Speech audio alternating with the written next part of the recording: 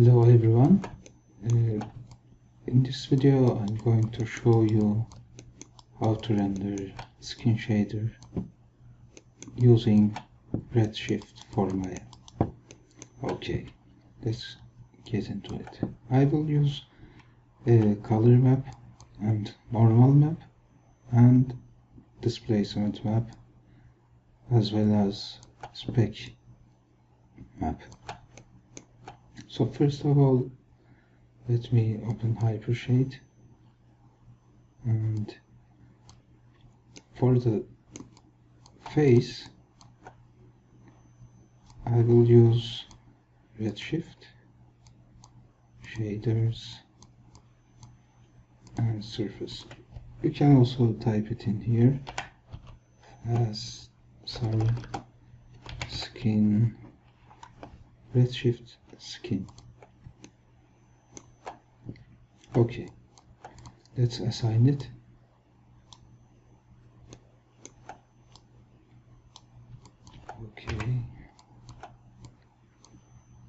Okay, now that we have our skin shader assigned, first of all we should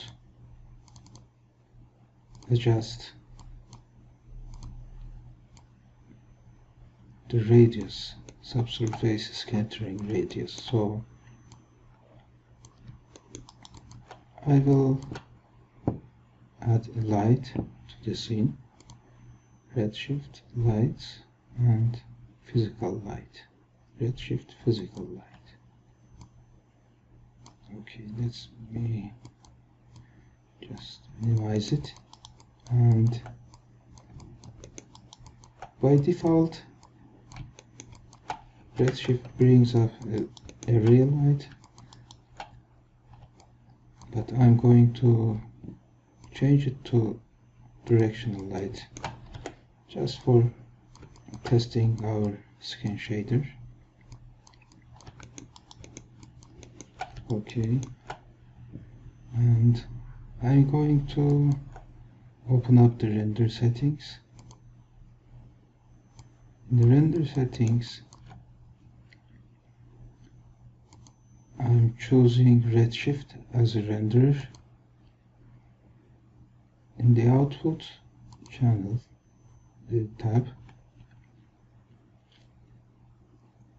as you can see, there is unified sampling. Just for now I'm changing it to minimum samples to 32 and max samples to 128. I think it would be enough for the test render purposes, and it renders. Now as you can see, it's blown up because our light intensity is too much, so I'm bringing it down maybe 10. Okay, still too much, maybe 2. Okay, now that's better. As you can see, our skin shader needs adjustment, so I'm doing this with radius. First of all, shallow scatter is the outer layer of the skin shader, so I'm going to maybe 0.1, and for the mid scatter it should be a little thicker, like 0.3 maybe, and for the deep scatter I'm going to put 1. So let's see what we have got. Okay, now as you can see, now we are started to seeing some subsurface effect. Okay, I think it's a little too much, I think.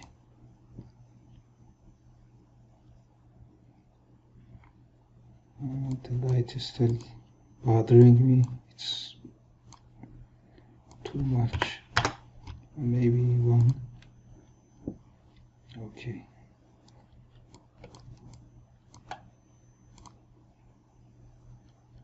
Okay, I think it's better now. Let's see how the ears respond. Okay, perfect.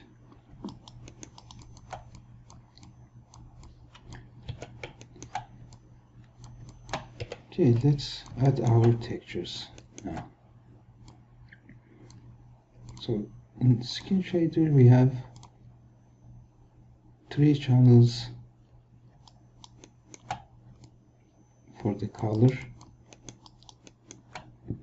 Okay, the shallow color, the mid scatter color, and the deep scatter color. So I will open up the Hypershade again. Just hit this icon to refresh our material and get rid of extra nodes.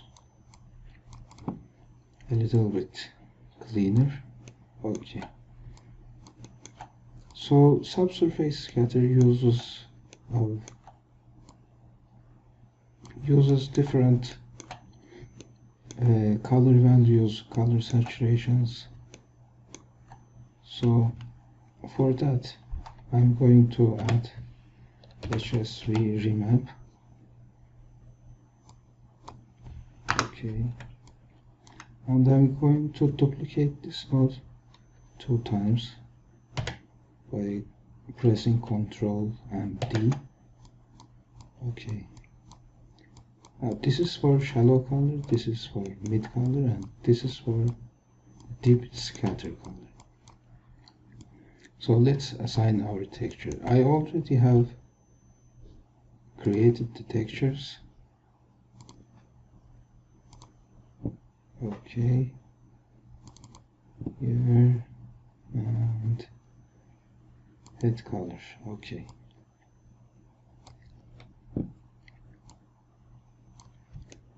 And remember, in this texture, you shouldn't have this black areas. So let me fix this in a moment.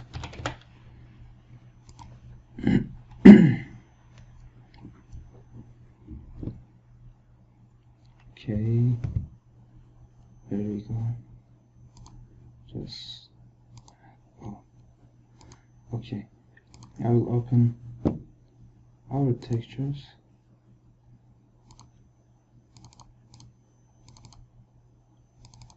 Image. Okay. Now the best color for the background color usually is the outline color. So I'm going to use this color as background color.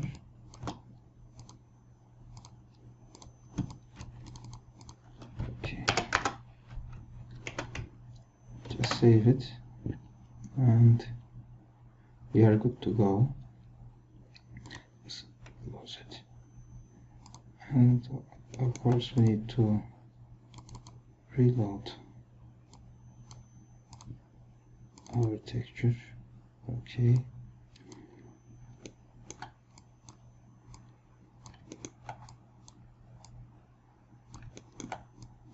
As you can see, we assigned the texture to the remap HSV node. So let's do it for the another HSV nodes for each channel. Okay. Let me rename it to shallow underscore remap. This would be mid and this should be deep scatter. Okay, now just I'm going to directly connect this to the shallow. I'm not changing anything yet. Okay, let's bring our render view, and as you can see, we are now getting some details in the colors. Also, I'm going to add the shadow, the mid scatter and deep scatter. So let's see what we've got. Okay, I think not too bad. Let me do a render here. So we want to the light, when it passes through the object, we want it to be red. No, because of the blood.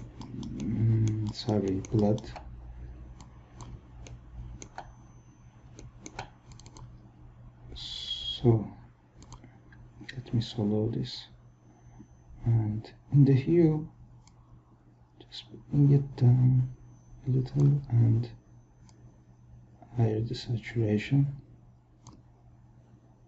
Maybe we need to bring down our value, maybe a little bit saturated. Okay,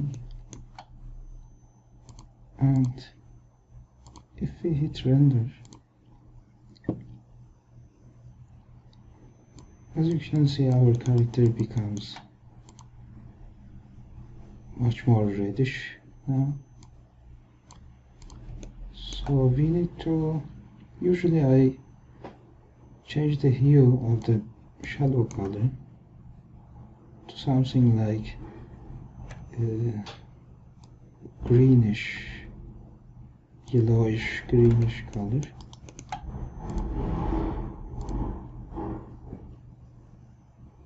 Something like this. Okay, let's see.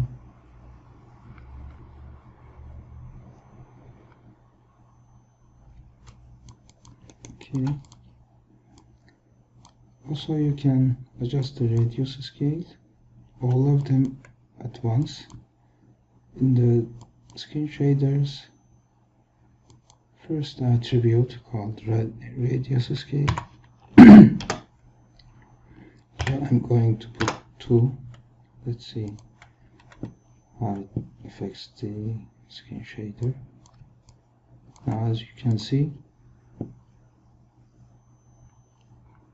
it's more translucence, so it's too much.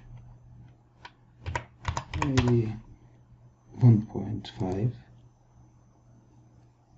and I think it's better. Also, I need to bring down the hue, the value of the shallow color, because I think it's too bright. Also the mid color. Let's test random. Okay, I think it's better now. And let me turn this to 1. 1 was better. Okay, now is the time to add displacement map. So if you select your object and hit graph materials, this icon here, as you can see, there is a shape node.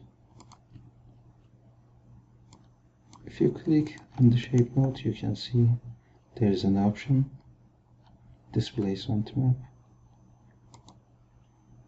So hit the checker button here and let's load our displacement map. Okay, here is our displacement map.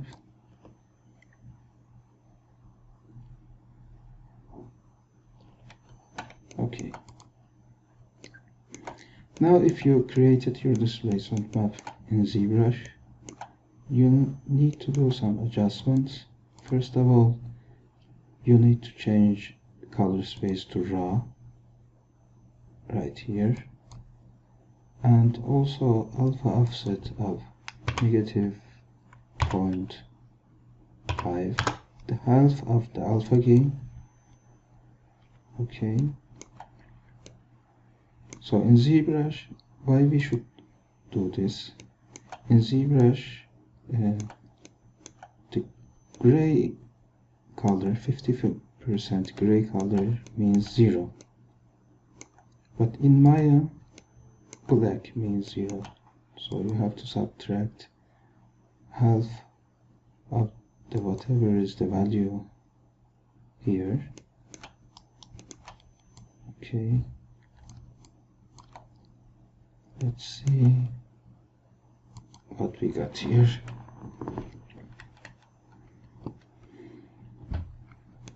So nothing too much going on here, because we should do something in the Redshift. Select your object in the polysurface shape node attributes, click Redshift and tessellation, enable tessellation, just Kepler Clark only, and maximum subdivision, I think 6 enough just for now. Enable displacement, and okay, let's hit render. Okay, as you can see, we are getting something here, some displacement, but it's not enough for sure. And one thing I should tell you, my model was smaller when I started sculpting displacement in ZBrush. In Maya I scaled it, so it affects how the displacement affects the object. So you need to increase when you are scaling. You should change the displacement scale, something like 3, maximum displacement 10.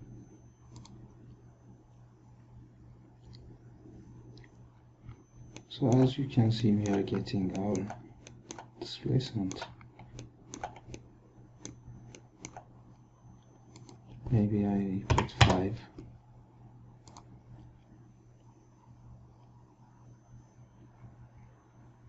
Okay, it's too much, of course.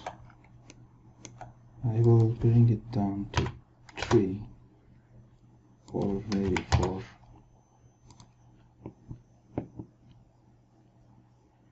Okay.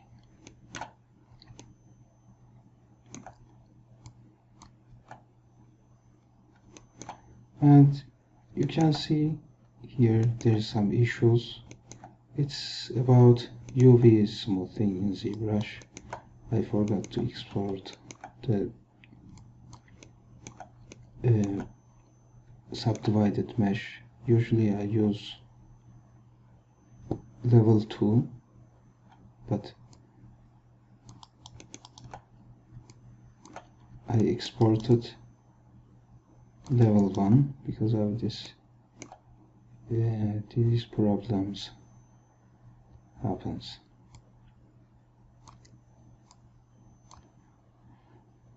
Okay, time to add our spec maps. Okay, just close this one. Reflection. I will add the reflection color here. Just hit spec. Also, this spec map needs to be raw. Remember, all the black and white or grayscale maps, you should use raw color space. Okay, let me close this one. And for the reflection map, let's see what we have here.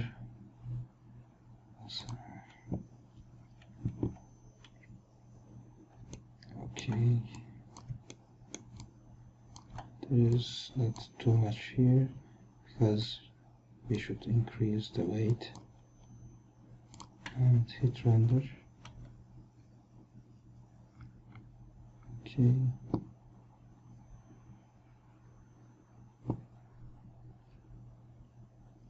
glossiness maybe a little higher. Okay, now as you can see, we are starting to see some highlights. Okay, and I need to, maybe you want to use some secondary reflections.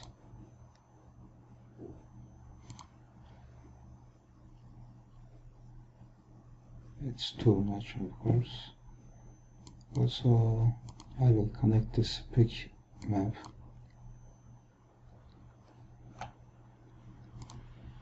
Just hit this button to organize the graph and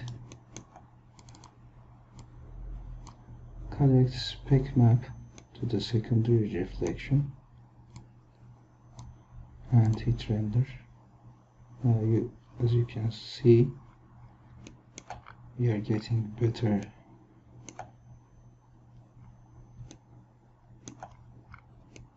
image, although the lighting is not so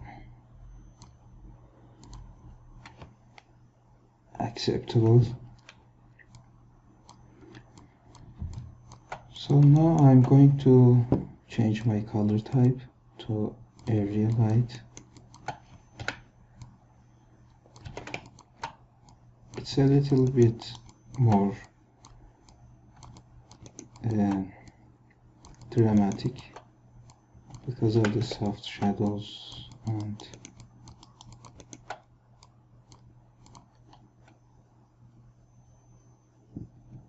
okay, I need to adjust the intensity.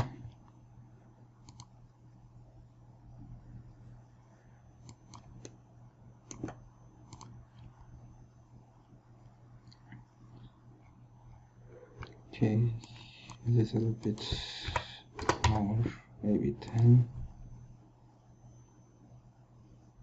maybe 15. Okay, I think it's better now. Just a little bit. It doesn't hurt anybody. Okay, I'm duplicating the light and bring it over here.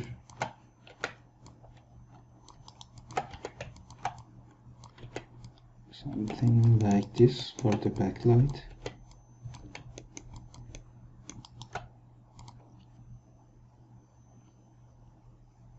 So in Redshif, when you scale the light, actually you are increasing the intensity also. So we need to decrease the intensity, and now it's better. So if we can always hide this box here. Okay, just select the light and untick visible.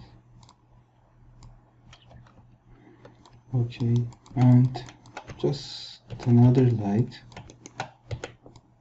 for the fill light. Okay, I need to scale it, and of course decrease the intensity to something like this.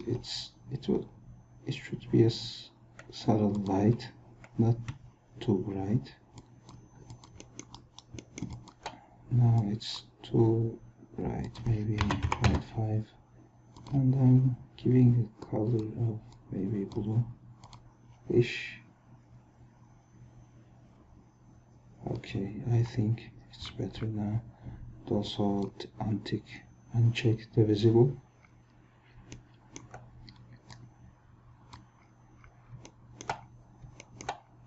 And I'm going to add some materials to the eye. Okay, select this one and this one, and assign new material. In the Redshif, I'm going to use Redshif material, would be good, and it should be transparent and reflective. Okay, refraction. In the material attribute, in the reflections section, I'm going to increase the weight all the way up and give some roughness so we can see the highlights. Okay, now just hit render. Okay, now as you can see, we have our eyes glass part, and just let me zoom in and select the inner part, and assign material, assign new material, and I'm also using Redshif skin shader for the eyes. Redshif skin, and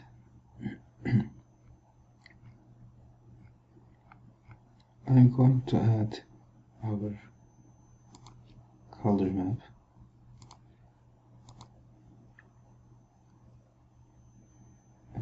Actually, I don't have a color map. Let me bring it from another character. There's no problem. Okay, and now let me select our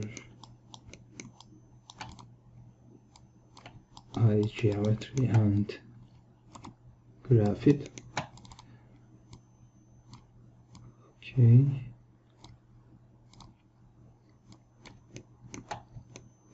so we applied it to the shallow color. I'm also going to apply it to the mid scatter and deep scatter. Okay, I will put maybe 3 and 1. Okay, now let's see what we've got. Hit hit render. Okay, I think it's looking good.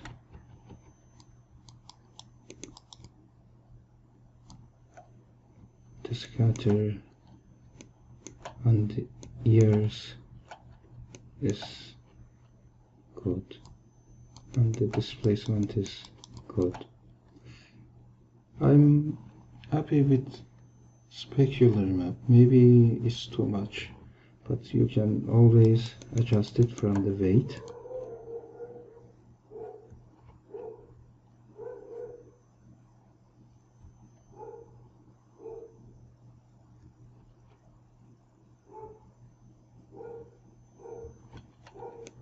Okay, perfect.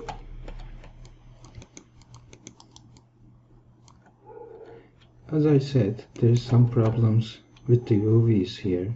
Just forget about it. And I'm going to add normal map. So let me open Hypershade and select the face geometry and graph the material node. Just select the skin shader. If you come down to the bump mapping section and hit the checker button here and just load your normal map.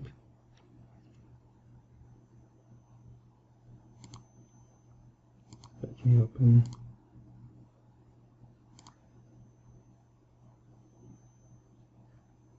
percentage of it, okay, and our normal map.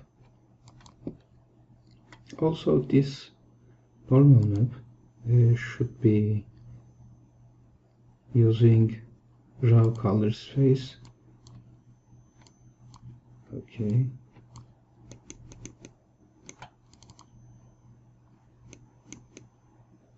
And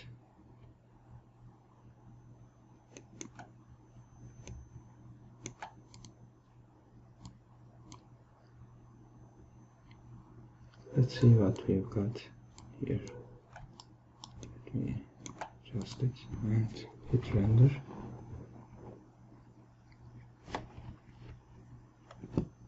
Okay.